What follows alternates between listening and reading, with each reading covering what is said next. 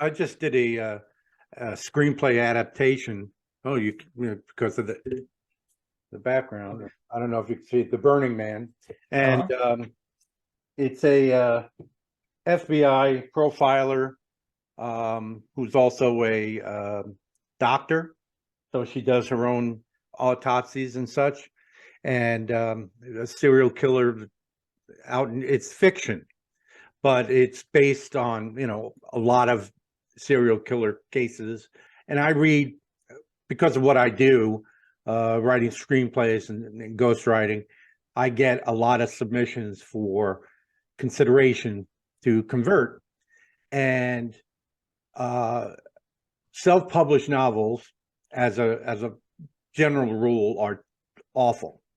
And there's nothing wrong with being self-published. She's an attorney out of Florida, and it is so well researched, and she was so wonderful as a writer that to take a 350-page book and to narrow it down to 100 pages for a screenplay, obviously a lot of things have to be cut and go to the wayside.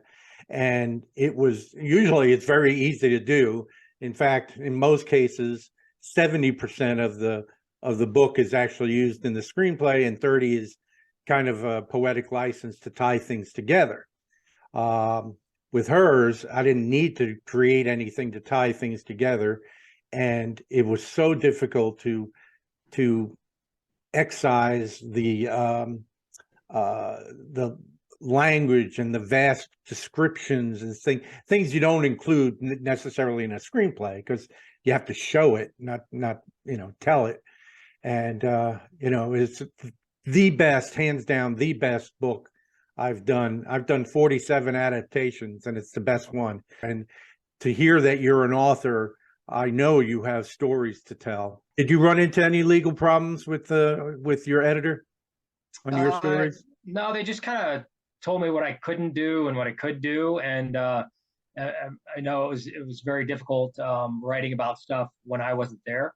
Very easy writing about when we pick the cases up as a team and a cold case perspective, but it's difficult to kind of introduce different things when you're not there. So it's and is it your but this mainly, I just want to get this story out.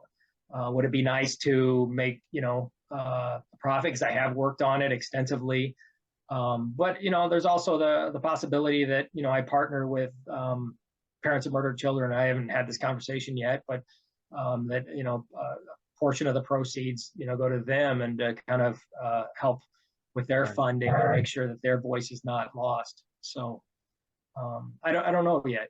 And there are a lot of clues that he left for us, and I think that was that's included in the book, trying to unravel, just look at this thing from a number of many different perspectives. The clues were ingenious that he left us, and we still haven't. I don't think we'll ever unravel all of them, but we unraveled a couple of those. So that was, and there was some symbolism, some religious symbolism used that we focused on. So just the journey is just, I look back, and it was, again, the highlight of my career. I know we're winding down now, but there's one question that I have that I thought of as we were talking. You mentioned how I don't know if you used the word brilliant, but how smart he was, and so forth.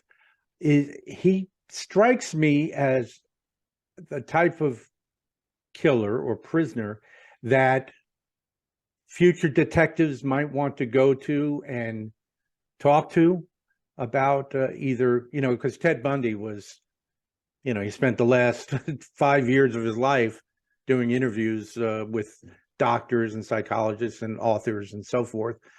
Is this the type of guy that we're talking about?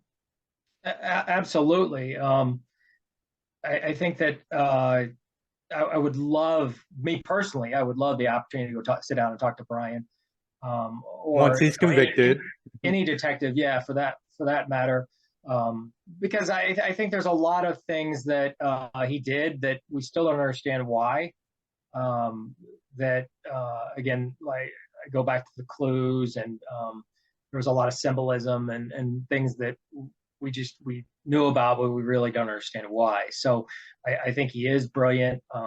I also think that there's a body count much greater than what we have recorded, and it would be nice for him at some point before he goes on to phase 2 upstairs, whenever that happens in his life, that maybe he divulges who else he's you know taken from this earth. Is he in Maricopa County, or where is he?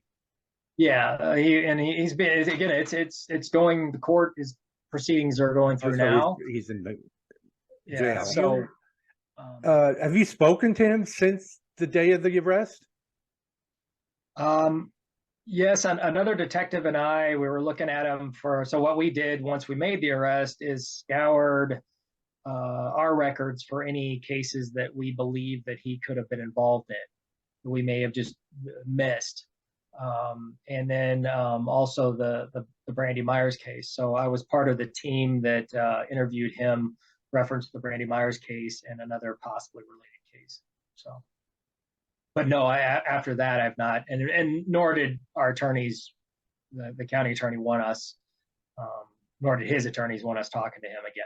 So yeah, and once, assuming he gets convicted and assuming he gets life and or the death penalty, that's when they start cooperating with detectives and cold cases and such, because they have nothing else to lose, and they probably can negotiate a few things, maybe a preferred prison location or something of that nature, or art supplies, yeah. So well, you are a fascinating person to speak with. I wish we had known each other back in my younger days. You could be the same age, I don't care. And we have many mutual friends, and that's always good. Vern Busby, obviously, we talked about, and Chuck Boyd, and things of that nature. And I am going to be the first person to buy your book once it is out on Amazon, and I will promote it heavily, because I know you're a storyteller, and I know the book is going to be great. Thank you. And also, those clues that you referred to, I'm sure they're going to be in the book.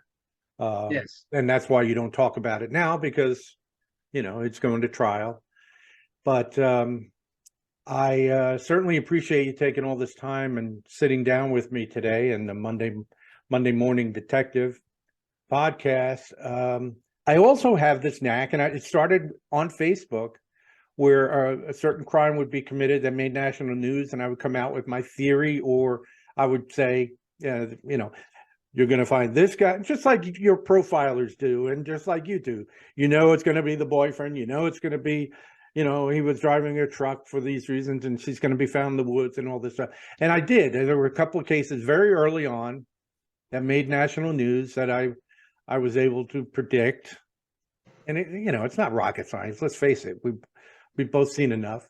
You've seen much more, and you probably, these cases come across, and right away what happened, right? Don't you feel that way in a lot of situations? I agree with what you said, but yeah, I always try to be humble. I've read a ton of cases, a ton of cold cases, and you can usually read the first couple pages and know what kind of evidence you're looking at, and what DNA you could potentially be looking at, if there's any. Or how the murder was done. So yeah, I mean, you kind of develop an expertise, even as a patrol officer working in a violent area. I think you're going to develop a knack for looking at clues, looking at evidence, looking at what the potential players involved say, and what they are hiding, or may or not be hiding. So right. Yeah, I think it's fabulous. We need more people that care. I think is the thing, is people need to care about our victims. So I applaud that. I thank you very much for inviting me on this podcast. I'm delighted. I think My spouse asked me if I was nervous, and I said no, because I love talking about this stuff. I Yeah. love spreading the word of, you know. Yeah, you're certainly not nervous. That's for sure. Like I said, you're an excellent storyteller, and Thank you. and you've got a tremendous future in this world. And I look forward to being able to say I knew him when. Oh, well, no, And thank you. But no, yeah, I mean, you're looking at Joseph Wambach here. Very possible. And but I'm happy for Phoenix too.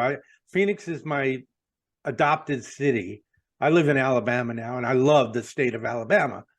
And Phoenix has had its up and downs and politics and so forth. But I love the city, and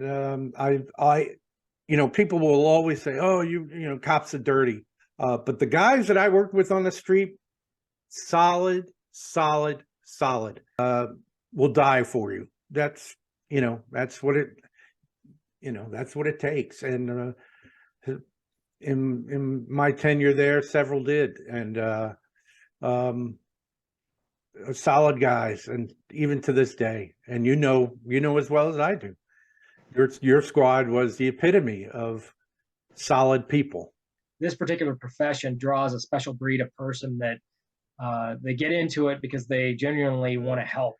Big part of my life, and I think about them every day and pray for them. And I'm very, like I said, I'm very, very proud of that. And I really appreciate you giving me that family name, that the Pride family that I asked about, because boy, that just stuck in my craw for years. And you could tell. I mean, what was it, 85? And here, I'm still thinking about it, and it's hard to believe. I haven't done any research on it since I wrote to you about it, but I will. And yeah, it was just that really hit home to me. It's unfortunate because those little kids were brutally murdered, and their mom. It's a heartbreaking case. So that was one of my top cases that I had one of my best detectives on, and we kind of worked that one as a team. And unfortunately, it's just that the DNA wasn't there, and the evidence. And some cases have that, some don't. So, well, I just, in closing, I had a case also south of Baseline, and I made the papers with a picture and all this stuff.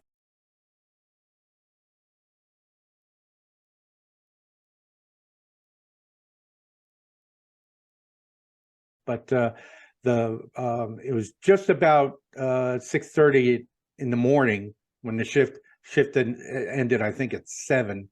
So I was kind of headed on in, and we got an emergency call where somebody shot the family. And I got there, and a baby was shot, an infant in the crib, shot, and the mother was shot in the head.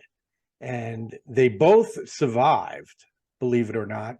And I caught the guy as he's running out of the house, gun in hand, and tackled him and the whole 9 yards, arrested him.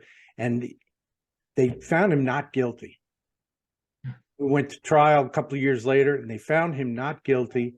Just thank God the baby lived, because that was horrific. A small body, a small baby with a bullet hole in their chest is unbelievable. Yeah, I mean that's not something that it sticks with you. All right, my friend, thank you very much, and Absolutely. Thank you, Gino. good luck to you, and good luck with the book and the trial. And Thank you very much. Okay, we'll be in touch. Thank you. Bye-bye. Bye-bye.